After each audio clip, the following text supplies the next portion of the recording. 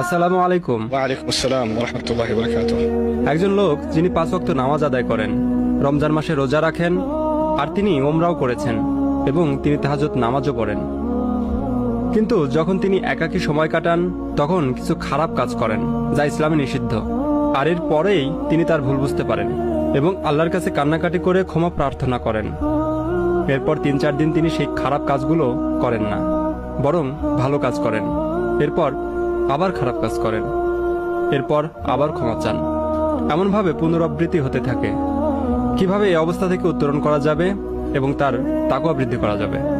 আপনার প্রশ্নের জন্য অনেক অনেক ধন্যবাদ, কারণ শুধুমাত্র একজনের নয়, এটি অসংখ্য মানুষের প্রশ্ন। অনেক ধন্যবাদ আপনাকে। খুবই বিচক্ষণতাপূর্ণ প্রশ্ন, মাশাআল্লাহ। আমি এই ব্যাপারটিতে বলার চেষ্টা করছি এবং এই ব্যাপারটি নিয়ে আমি অনেক অনেক বক্তব্য দিয়েছি। পাপের আবর্তন, পুনরাবৃত্তি, এমনকি ভালো মানুষেরা যারা নামাজ পড়ে, কোরআন তেলাওয়াত করে,